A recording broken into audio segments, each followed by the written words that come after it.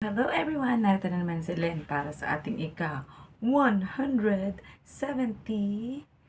day na ating sharing ng devotion video. And today we want to thank you sa ating mga Sunday service para sa mga food na iniwan nila para sa atin, para sa ating pananatili dito. And ayan, thank you din sa ating Sisi Angel Two Wings or Sisi Ubistal sa kanyang birthday treat dahil siya po ay thank you Lord, ka-birthday ng ating bunsong anak na si Candy. Ayan, parehas sila ng birthday. So, thank you so much si Angel Two Wings and sa banding kasama ng kanilang mga JIL family dito sa Hong Kong. Ayan, it was an honor meeting all of them and banding with all of them. So, bago pa tayo dumako sa ating sharing ng devotion video ay wag po natin kakalimutan ang magpasalamat sa ating Panginoon para sa lahat ng mga blessings na ating nakamit at napagtagumpayan sa buong araw nito at sa lakas na ating taglay. Okay? So let's all pray. Ayan. Ama namin Diyos na mapayang sa lahat, narito po kami Panginoon. Dumadalangin, nagpapasalamat at pinupuri ang inyong dakilang pangalan, Panginoon. Salamat sa buhay, kalakasan at tininga na ipinagkaloob niyo sa aming Panginoon. At alam po namin ang inyong guidance and protection para sa bawat isa sa amin at mga blessings, Panginoon, ay aming mararanasan sa bawat yugto ng aming buhay, Panginoon. Kaya din, Panginoon, dinadalangin namin sa aming gagawing pagbubuli-buli muli ng inyong mabuting balita o salita ng Ebanghelyo, Panginoon, ay kayo po ang siyang maibigay sa amin ng karunungan upang ito ay maipaliwanag ng tama sa lahat ng makakapakinig at upang mapagpala sila sa kanilang mapapakinggan, Panginoon. Tunay nga po na utang namin sa inyo ang lahat ng kung anong meron kami sa tinapos na gawa ng inyong anak na si Jesus, ang aming Panginoong Jesus sa krus ng Golgotha o Kalbaryo, Panginoon, na kung hindi dahil doon, Panginoon, kami sana ay hindi nabubuhay sa panahong ito, Panginoon. Kaya din, Panginoon, alam namin na kayo lang ang may kakayahan na humipo sa puso, isip, at espiritu o kaluluwa ng bawat isa, Panginoon, nang sa gayon ay tanggapin ang inyong bugtong na anak na si Jesus sa kanilang buhay bilang Diyos at tagapagligtas. Kaya din, Panginoon, nagpapasalamat kami sa banal na espiritu na laging pumapatnubay at laging naggagabay sa amin, Panginoon, upang ang aming magagawa lamang ay sang-ayon sa inyong kalooban, Panginoon. Ikaw ang mataas at mapapurihan, Panginoon. At we know, Lord God, that you have a great plan for all of us, Panginoon. Nawa po ay ang inyong glory, Panginoon, at kalwalatian ang siyang magningning sa bawat isa sa amin, Panginoon, at hindi po ang aming sariling kakayahan, sapagkat kung wala kayo sa aming buhay, ay hindi po kami magiging malakas at matapang sa bawat kakaharapin namin, Panginoon. Ikaw ang mataas at mapapurihan sa aming buhay, Panginoon, at kami ay maging instrumento lamang ninyo bilang tagapamahayag ng inyong mabuting balita at maabot ang lahat ng tao sa buong mundo, maging sa lahat ng inyong nilikha. Muli, ibinabalik po namin ang lahat ng papuri at pasasalamat sa tanging pangalan ng bugtong na anak na si Jesus. Amen. So, narito po tayo sa Lucas 21:3. Ayan, sabi dito, sinabi niya, ang inihandog ng dukhang biyudang iyon ay higit pa sa inihandog nilang lahat. Message, dagdag pa sa sinabi ni Jesus na ang inilagay daw ng dukha o mahirap na biyudang iyon ay nakahihigit pa sa inihandog ng lahat ng mga tao. Application. Dahil ang ginawa nga ng biyudang ito ay representasyon ng gagawin ng Panginoong Hesus na pag-aalay ng kanyang buhay para sa kaligtasan nating lahat. Kaya sinabi ng Panginoong Hesus na sa ginawa ng biyudang iyon, ito ay higit pa sa ginawa o inihandog ng lahat. Kaya nga, kahit sa pagbibigay natin para sa gawain ng Diyos, gayahin natin ang halimbawa ng Panginoong Yesus na lahat sa atin ay ialay natin sa Diyos. Dahil kung gagawin natin iyon, ang malaking pakinabang ay para sa buhay nating masagana dito man o sa kaharian ng Diyos sa langit. Hindi man natin magiging kapantay sa kabanalan at pagiging walang bahid dungis ang Panginoong Yesus ay kapag tinanggap natin siya sa ating puso at buhay, nagari siya ay dinadamitan niya na tayo ng kanyang kabanalan. Dahil ang tanging titingnan ng Diyos sa atin ay ang dugo ng kanyang bugtong na anak na siyang naglinis at naibihis sa atin bilang tayo ay upang tayo ay maging karapat-dapat gaya ng Panginoong Hesus. So, purihin ang pagkabasa ng salita ng Diyos, diba? So, yun na nga, pinapakita na or parang ipinasulyap or parang pahiwatig na ng ating Panginoong Hesus na sa lahat ng nagbibigay, di ba, yung mga mayayaman, di ba? Parang small parts lang or mga tira-tira lang or extra lang nila na pera yung binigay nila sa templo, di ba? Pero ang babaeng biyudang ito ang representasyon ng ating Panginoong Hesus dahil ang gagawin niya ay iaalay niya ang kanyang buong buhay, lakas at para sa atin, di ba? So, yun, di ba? Makikita natin na nga no, marahil ang iba ay hindi ito maiintindihan na yun yung pinapatukuyan ng ating Panginoong Hesus. Kaya mas na-emphasize niya or pinuri niya ang ginawa ng biyudang ito dahil yun nga. Para sa akin, di ba, pangbibili na lang sana niya ng pagkain. Pagkatapos nun is posible na siyang mamatay, di ba? Dahil wala na siyang pagkakakitaan or wala na siyang magiging pambili ng kanyang mga pangangailangan para sa kanyang buhay, sa kanyang pang-araw-araw na pagkain, di ba? Pero inialay pa rin niya at ibinigay pa rin niya para sa templo, di ba? Dahil doon, for sure ay talagang pinagpala ng Panginoon ang biyudang ito. Maaaring di natin masasabi na ang biyudang ito ay pagkatapos ng pag-alay niya noon ay maraming dumating na mga pagpapala sa kanya, di ba? And maaari din, hindi natin ma-quote and quote, na maaari nga nangyari din sa kanya ay humaba ang kanyang buhay. Ayun na nga, provided ni Lord yung lahat ng kanyang mga pangangailangan para siya ay mabuhay ng mahaba. O kung ang pinagkaloob man ng ating Panginoong Diyos ay ang tuluyan na siyang magpahinga sa piling ng ating Panginoon, ay di mas hamak na talagang lalong pagpapala yun, di ba? Dahil wala na siyang mararanasang hirap dito sa mundo, kundi masaganang buhay sa piling ng ating Panginoong Diyos sa kanyang kaharian. So, nawa ang bawat isa sa atin ay hindi lamang tayo nabubuhay para magkaroon ng maraming kayamanan o salapi dito sa mundong ito. Bagkus, mas nagiging goal ng bawat isa sa atin na magawa ang Great Commission ng ating Panginoon, that go therefore and make disciple of all nations, baptizing them in the name of the Father and of the Son and of the Holy Spirit, and teaching them to observe what our Lord Jesus Christ had done, and the Lord is with us all the days of our life, diba? So, alam naman natin na napapansin natin ang Panginoong Diyos ay lagi talagang nasa atin, 'di ba? Kumbaga hindi niya tayo pinapabayaan, 'di ba? Kagaya sa mga nagiging sitwasyon ng tulad ko, 'di ba? Kung iisipin mo kung sa mga ordinaryong tao na walang pagkakilala at matibay na relasyon sa ating Panginoong Diyos, ay madali para sa atin ang sumuko at mawalan ng pag-asa, 'di ba? Kumbaga ay nawalan na ako ng trabaho, paano na ako kakain, paano na yung pamilya ko, 'di ba? Pero lagi nating iisipin na ang Panginoon ay laging merong gagamitin na tao man, pangyayari o sitwasyon para ikaw ay manatiling buhay at malakas, 'di ba? Na kung saan magdaan ka man sa mga ganyang stages ng buhay is tiwala ka that the Lord knows what is best for you. And inihahanda ka lang niya para sa mas maganda at mas mabuting bagay na parating sa iyong buhay, 'di ba? Na sabi nga,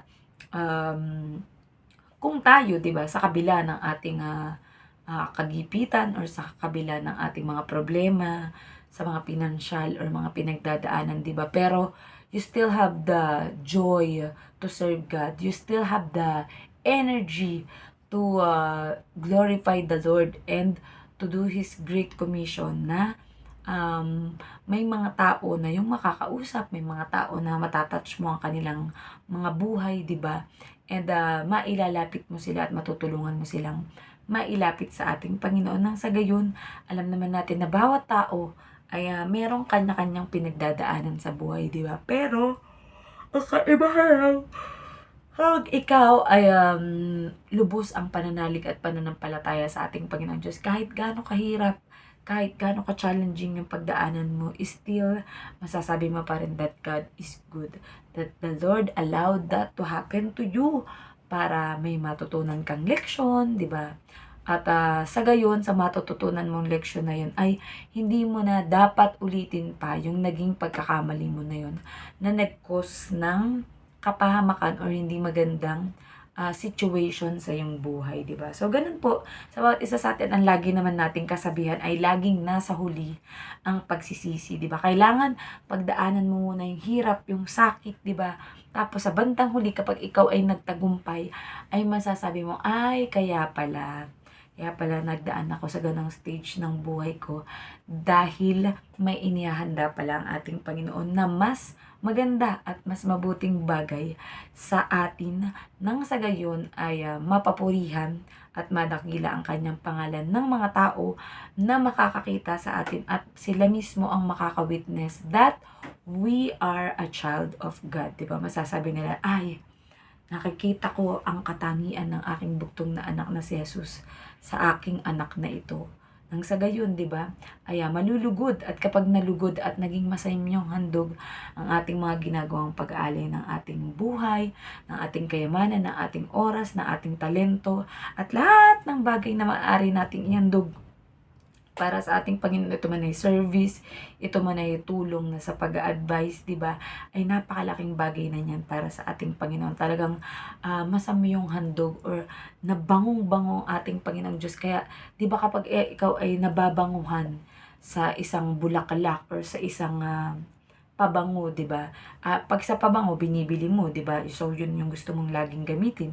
Kapag nakakaamoy ka naman ng mabangong bulaklak, is nare-relax ang iyong kaisipan, 'di ba? So ganun din ang ating Panginoon na kapag naamoy niya or nalanghap niya yung ating paglilingkod sa kanya at pagmamahal sa kanya ng lahat-lahat sa atin ay ang ating Panginoong Diyos ay natutuwa at the Lord is the Lord of reward, 'di ba? So maaring pagpalain ka niya dito sa mundo habang tayo ang nabubuhay at kung hindi man, ayan, pero which is bihira naman, most of the people who are trusting the Lord and having their strong faith in the Lord ay hindi nabibigo sa ating Panginoon. Karamihan or halos lahat ay natutupad ang mga pangarap o mga minimithi sa buhay at grumagraduate sa mundong ito na masaya, matagumpay at na sobrang excited dahil maririnig na nila na sabihin ng ating Panginoong, well done, good and faithful servant. Samahan mo ang iyong master sa kanyang kaligayahan, sa kanyang piging, sa kanyang kaharian sa langit na nag-iintay sa iyo dahil sa iyong ginawa para sa ating Panginoon. So, napoy may natutunan kayo sa ating share ng devotion video ngayon at bukas pong muli tayo mag-share ng devotion. So, let us all pray to our Lord. Ama naming Diyos na makapangyarihan sa muli, nagpapasalamat po kami sa inyong malaman na mga salita, Panginoon, na aming napagbulay-bulayan, Panginoon. Tunay nga, Panginoon, na ang aming mga handog para sa inyo, Panginoon, ito man ay maliit, malaki, Panginoon, ngunit na-appreciate niyo po, Panginoon, ang lahat ng ito dahil alam namin, Panginoon, na sa inyo ay walang bagay na malilingit. Sa inyo ay walang bagay na maisisikreto ang bawat isa sa amin. Bagkus, Panginoon, ay mas gusto ninyo, Panginoon, na maging totoo lamang kami sa inyo. Walang itinatagong kahit ano, walang lihim, Panginoon, sapagkat ang nais nyo ay maging open kami sa inyo bilang aming Abba Father, Panginoon, at dalangin po namin, Panginoon, sino man ang mga dumadaan sa mga pagsubok ng mga pinansyal, Panginoon, na problema sa kanilang mga utang, sa kanilang trabaho, sa kanilang negosyo, mga binabalak na maipatayong churches, mga balak na bilihing mga sasakyan, panghimpapawid, dagat o panglupa, Panginoon, ay kayo po ang siyang magpo-provide, Panginoon, ng mga pangangailangan ng bawat isa, Panginoon. Minsan nga, sinasabi ng bawat tao, Panginoon, na kahit hindi na namin hilingin, ay alam namin, Panginoon, na alam nyo na, subalit, mas natutuwa kayo, Panginoon, kapag ito'y aming binabanggit at naglalambing kami sa inyo, na gaya ng isang anak. Ngayon din, Panginoon, sino man ang may mga problema, Panginoon, na mga sakit at karamdaman, Panginoon. We pray, Lord God, that you will heal those who are in pain or in sickness, Panginoon, at babangon sila, Panginoon, sa banig ng karamdaman dahil kayo ang nagpagaling sa bawat isa sa amin, Panginoon. At alam po namin na ito man ay malala o simpleng mga sakit lamang, Panginoon, ay kayang-kaya ninyong pagalingin because you are God, our healer. Kaya hindi po, Panginoon, ang amin din pakikisalamuha sa aming kapwa socially, Panginoon, kayo po siya mag-ingat nang sa gayon, Panginoon, ay maging pagpapala kami sa aming kapwa, Panginoon, at sila din naman mismo, Panginoon, ay magamit din para sa pagpapalawig ng inyong kaharian dito sa mundo, Panginoon. Ngayon din, Panginoon, we pray, Lord God, for the pastor, priest, Panginoon, evangelist, preacher, teacher, prophet, Panginoon, at kahit mga ordinaryong tao, Panginoon, na naghahangad na matuto ng inyong ebanghelyo at magkaroon ng lakas or boldness, Panginoon, para ibahagi kung ano ang naging epekto, Panginoon, ng pagbabago ng pagtanggap nila sa inyo bilang Diyos at tagapagligtas ng aming buhay, Panginoon. At sa gayon, hayaan niyo po na inyong glory ang mag-shine sa bawat isa sa amin, Panginoon. Nang sa gayon, magiging curious ang bawat tao kung ano ba ang meron tayo at bakit masaya pa rin tayong naglilingkod sa inyo, Panginoon, sa kabila ng mga kahirapan, mga pagsubok, mga sakit, at ano pa mang mga problema na pagdadaanan namin sa buhay. Pero dahil alam namin, Panginoon, na sinabi niyo sa inyong mga salita na kailanman ay di niyo kami iiwan ni pababayaan man, Panginoon. Kaya we are fully assured, Panginoon, na hindi maaring hindi ninyo to pa rin ang inyong mga pangako para sa amin, Panginoon.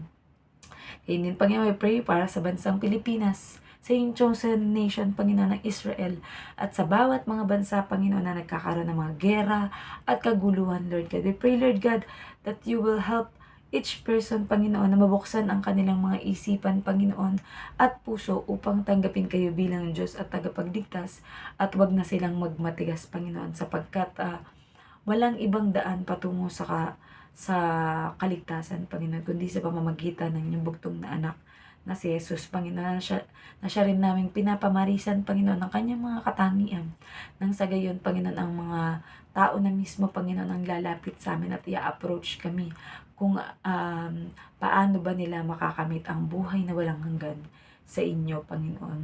Gayun din, Panginoon, ang lahat ng mga pinuno ng mga bansa, Panginoon, magmula sa presidente, sa pinakamataas na may katungkulan sa aming bansa, Panginoon, hanggang sa pinakamababa, which is ang pamilya, Lord God. We pray, Lord God, that you will help each and every one of us, Panginoon, na maging tagabahagi ng inyong salita sa bawat lugar, sa bawat bansa. Kahit yan ay mga remote area o hindi napupuntahan pa ng mga tao, Panginoon, ay kayang-kayang mapuntahan dahil sa inyong pagpapatnubay at paggabay sa amin, Panginoon. Kaya din, Panginoon, lahat ng mga secret petition ng puso ng bawat isa, Panginoon, ay alam po namin, Panginoon, na ipagkakaloob nyo sa bawat isa sa aming, Panginoon. We thank you, Lord God, for all the churches, Panginoon, or the body of Christ, Panginoon, that is helping us, Panginoon, to develop more of what you have given to us, the talent, the time, Panginoon, the treasures, Panginoon. And alam po namin, Panginoon, na sa huling parte ng aming buhay, Panginoon, ay mapapangiti na lang kami at pasasalamat sa inyo, Panginoon, sapagkat kayo ay tunay na Diyos na kailanman ay hindi nagbabago sa kanyang mga pangako. Ito ay mangyayari sa bawat buhay ng mga mananampalataya na nagtitiwala sa inyo, Panginoon. Ikaw ang mataas, ikaw ang mapapurihan, Panginoon, sa aming buhay. At kung kami man po ay may mga nakalimutan pang ipanalangin, Panginoon, ay alam namin na kayo na ang siyang magpupuno. Muli, binabalik po namin ang lahat ng papuri at pasasalamat sa tanging pangalan ng bugtong na anak na si Jesus. Amen. Ayan. Good night po sa ating lahat and God bless. Bye!